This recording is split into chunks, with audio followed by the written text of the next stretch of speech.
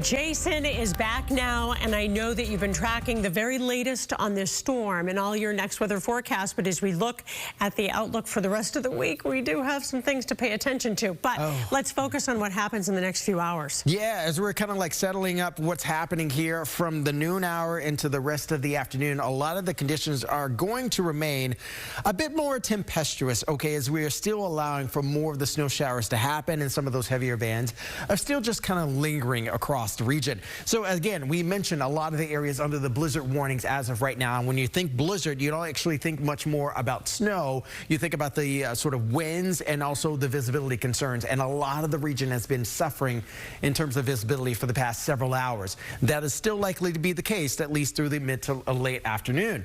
As we see the bands of snow now beginning to kind of wind down west of 495, we still have a lot of issues on 495 as of right now. I just had a friend reach out to me showing me some of the images that she's seeing on the roadways there. She's a public official, so she is working right now. But again, the roadways are very dangerous. A lot of the energy is beginning to wind down, but a lot of energy is still remaining for the South Shore, where we've already seen within our forecast range that 6 to 24 already be verified in that area. So again, if you're still on the South Shore, we're urging you to again remain in place until conditions improve.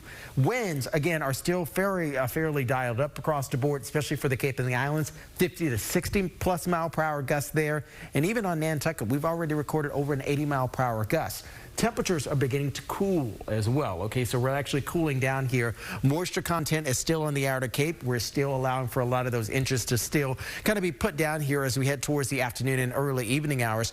Our chief meteorologist, Eric Fisher, is in with us right now, taking us through the rest of the forecast and kind of like what's, where do we go from here, Eric? Yeah, we still have a ways to go. We'll start a slow wind down process through the afternoon, but we've got some huge numbers on the board.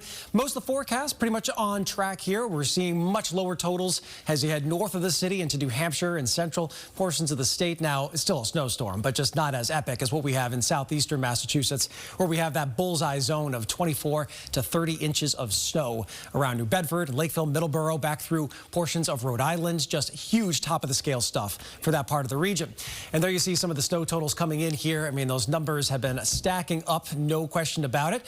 Let's take a look at where we stand in Providence, because if it's going to be historic, and that number gets thrown around with lots of events, right? Where would it be historic? Providence is one of those spots. The biggest snowfall was a blizzard of 78 there, officially 28.6. Like this storm, that was a tough one to measure, but we're in that territory in Providence. I mean, when you're in that same kind of sentence, that tells you how much snow we're talking about for this part of the region. Now, not a storm like 78 in terms of coastal impact, in terms of a 2-day storm versus a 1-day storm, coastal flooding, none of those things at the same scale. But when it comes to snowfall in this part of the area, this is certainly something to remember.